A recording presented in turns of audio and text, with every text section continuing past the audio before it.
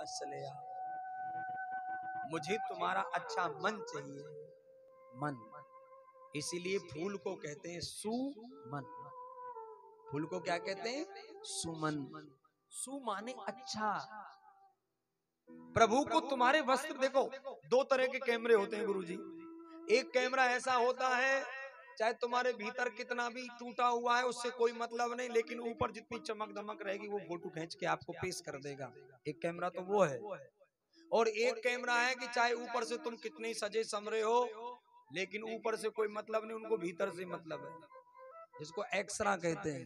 अब एक्सरा करावे जाओ तुम, बढ़िया कोट पैंट टाई वाई suit boot fair and lovely पूत के जाओ और कहो साहब खींचो एक्सरा, और तो वो कह रहे भाई साहब तुम इतनी देर पुता के आए हो एक्सरा सो इस कैमरे से तेरे पुताई से क्या मतलब? बोले यार फोटो ही तो खिंच रहा है। बोले इस कैमरा का मतलब अंदरूनी से है, और फोटो जब चमक धमक का खिंचता है तो वो दूसरा कैमरा होता है। समझिए, संसार को रिझाना है तो तुम्हारी वेशभूषा से रिझेगा, और भगवान को रिझाना है तो कोई मतलब नहीं तुम्हारी वेशभूषा से, आपका मन कैसा है प्रभु वो देखते हैं। इसीलिए भक्त कहते हैं, कैसे तारोगे मेरे नाथ मेरा अवगुण भरा शरीर। कैसे तारोगे मुझे अवगुण भरे को? है? गोपियां जिस अवस्था में थी पहुंच गई, और जब गोपियों को आते देखा, कन्हैया ने तुरंत हाथ में फूल गुच्छ लेकर के गोपियों का स्वागत कर रहे हैं। क्या कह रहे हैं? स्वागतम वो महाभाग प्रियम किम करिबामिते ब्रजस्यानामयं कश्चित् ब्रूता गमन किम कारण। क्या कह रहे हैं? आपका स्वागत है, आप मेरे वृंदावन में आई हो, पर एक बात बताओ, तुमको ऐसा कौन गुरु मिलो जाने तुमको ये शिक्षा दिए, रात के 12 बजे तुम अपने पति अपने बच्चा ने छोड़ के नहीं और पराये पुरुष के साथ जंगल में अकेली खड़ी हो? तुमको कौन ने शिक्षा दी है? ये किसने सिखाया है तुमको? अच्छा अच्छा अच्छा, अरे मैं जान गया, तुम मुझे देखने नहीं आई हो। तुमने ये चांदनी रात नहीं देखी थी कभी, तो देखो चांदनी रात कितनी अच्छी है। अब तो तुमने देख लिया, जाओ अपने अपने घर को जाओ। अरे मैं जान गया, ठीक ठीक ठीक, तुम चांदनी रात नहीं, तुम जमुना की तरंगों को देखने आई हो। ठीक है, तो जमुना का दर्शन करो, जाओ घर को। अच्छा, तुम जमुना को नहीं देखने आई हो, तुमने मेरा दर्शन ठीक ढंग से नहीं किया। चलो मुझे देख लो, अब तो मैं ठीक हूँ, जाओ अपने घर को चलो। और फिर भी गोपियां नहीं गई। तब भगवान ने कहा, गोपियों, अंधा हो, बहरा हो, गूंगा हो, निर्धन हो, कोढ़ी हो, अहंकारी हो, कैसा भी हो, पति को छोड़ के कभी भी इस दशा में अपने पति से दूर नहीं जाना चाहिए। हे ब्रज गोपियों, आप मेरी हाथ जोड़ के विनती है, तुम अपने ही पतियों के पास जाओ, अपने बच्चों के साथ रहो, मेरा ध्यान तो तुम घर पे भी कर लिया करना। ब्रज गोपियां कहने लगी आपस में, अगर यहाँ खड़ी खड़ी रही और कुछ भी नहीं बोली ना, तो ये बोलता ही जाएगा, ये रुकेगा नहीं, ये बहुत छलिया है। गोपी कहने लगी, कैसे बोले बहन?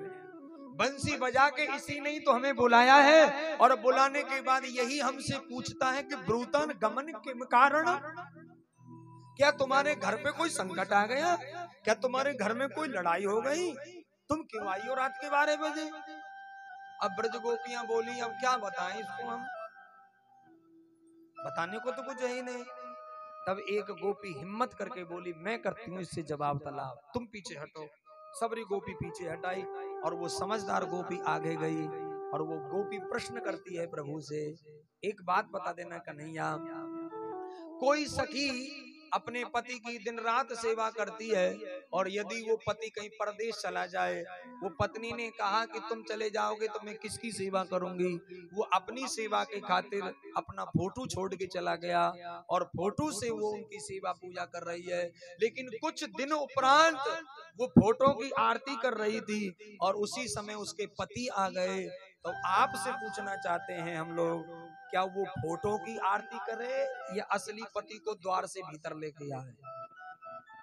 क्या करना चाहिए? कन्हैया फंस गए चक्कर में और सोचने लगे, मैं तो सोच रहा था ये गमार ग्वारणी है, ये तो बहुत पढ़ी लिखी है। अरे ब्रज गोपियो, जब असली पति दरवाजे पे खड़ो है तो फोटो की पूजा काहे करो?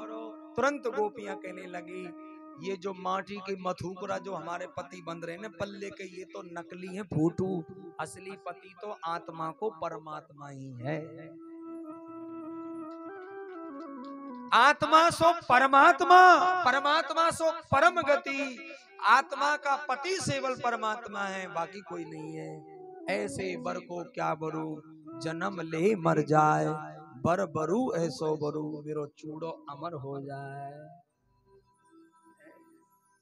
सखीरी में तो प्रेम दीवानी, मेरो दर्द न जाने को। और मीरा ने तो यहां तक कह दिया, मेरे तो गिरधर गोपाल,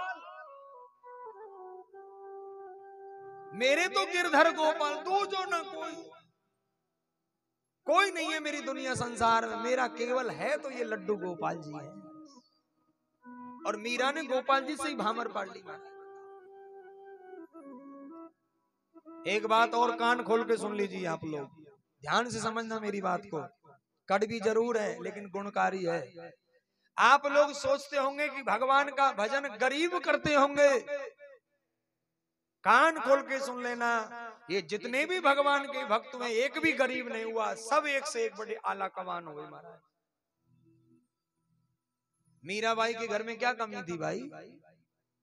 एक पहरे में एक आवाज पड़ जाए, हजारों दास दासियां पहरेदार खटाक सामने खड़े हो जाएं। मीराबाई वो छोटे घर की राजघराने की रानी थी, लेकिन नहीं, मन भगवान से लग गया तो राजघराना भी कुछ नहीं है। अरे इन छोटे छोटे सेठों से क्या राजी खुशी करनी है? बड़े सेठ से नाता जोड़ लो, दिन रात जो सबको देता है। गोपियां कहने लगी, कन्हैया हमने इसीलिए आपसे निवेदन किया, आपने हमको वरदान दियो। कन्हैया बोले ठीक है, आप लोग आ गई, तो राधा रानी जब तक नहीं आएंगी जब तक रास ना हो, तो राधा रानी को आह्वान करो। तो राधा रानी को आह्वान कर रहे हैं, बंसी को उठाया और जोर से धुन लगा के बजाया। क्या बजा बंसी में? हे राधे ब्रसुभान भूपतनये, हे पूर्ण चंद्रानने,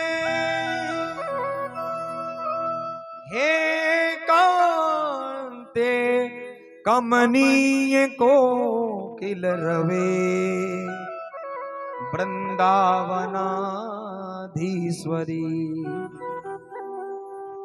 आह्वान कर रहे हैं, हे मत प्राण परायणी च रसिके, हे सर्वयूथेश्वरी। आगत्वा त्वरितं चरित्वा परमं, माम दीनमानन्दया, माम दीनमानन्दया। बोली राधा रानी की। बरसाने में सखियां मेरी किशोरी जी का श्रृंगार कर रही थी। आहा, कोई फूलों का गजरा लगा रही थी, कोई चमर हिला रही थी, कोई आरती सजा रही थी। और जहां राधा रानी ने मेरे प्यारे की बंसी सुनी, सब कुछ ठुकरा दिया, दौड़ पड़े।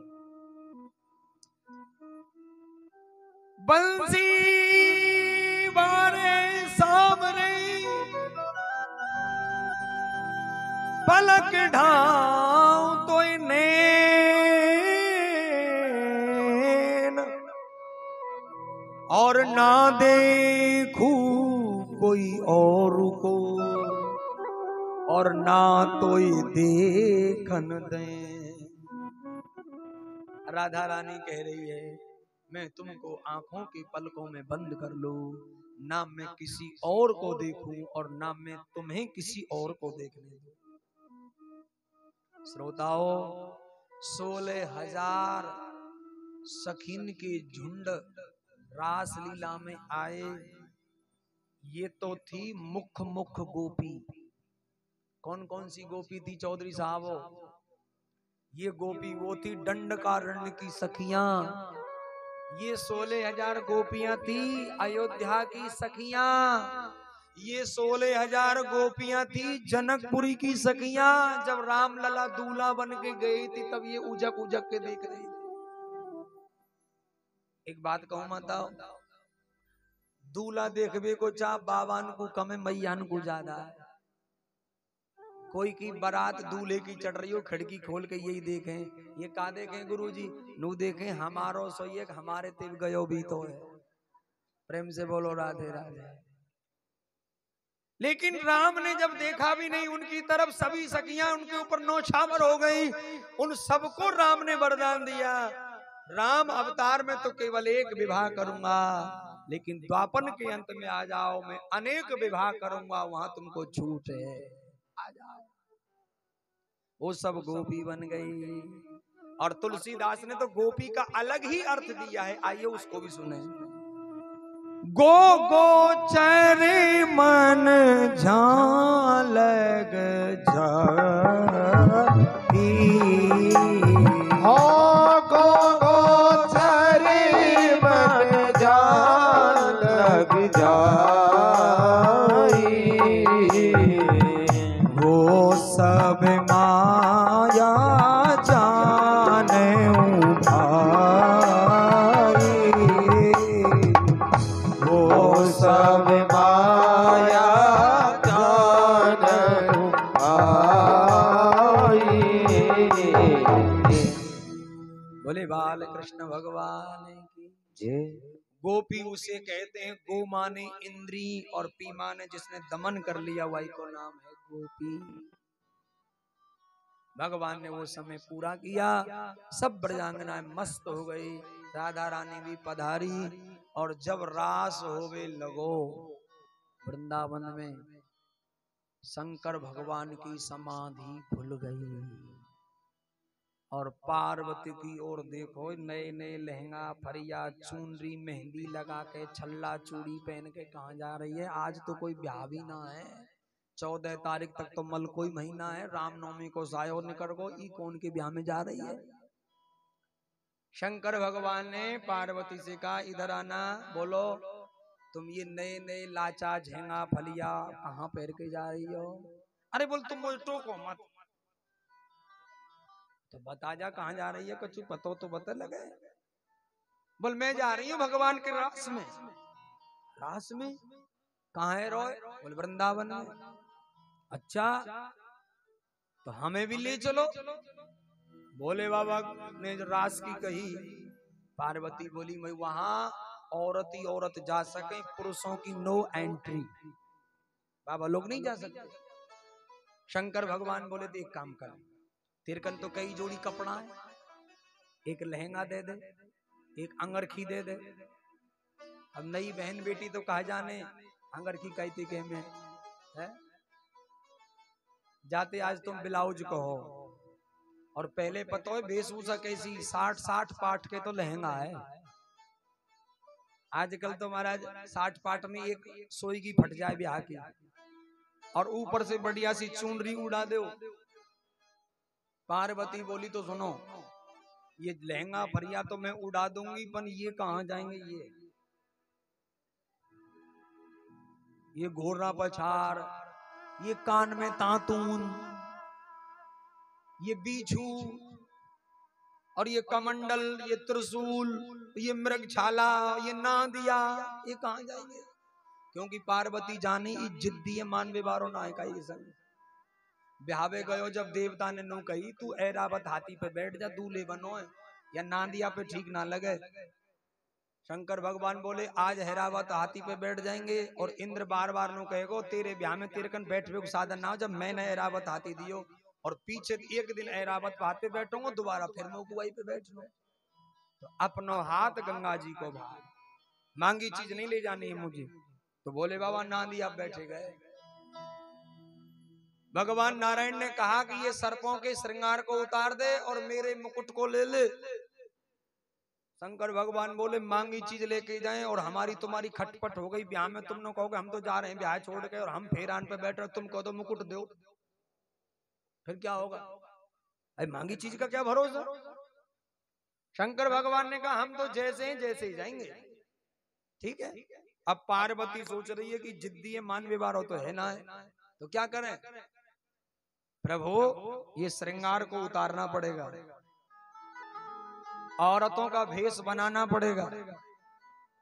और एक बात और ध्यान से सुनो, स्त्रियों की चाल तो बड़ी अलग हो गई महाराज। कमर लचकाती, घूंघट में मुस्काती। अब तो चौधरियों तुम जानो घूंघट को जमानो ही ना है, और बढ़िया ना मारे तो घूंघट। मैया बहना क्यों ना मारे? पहले तो बाबा रखते लंबी लंबी दाढ़ी मूंछ, अब ऐसो ही मैयान को थोबड़ा, ऐसे ही बाबा को थोबड़ा चिकनो चट।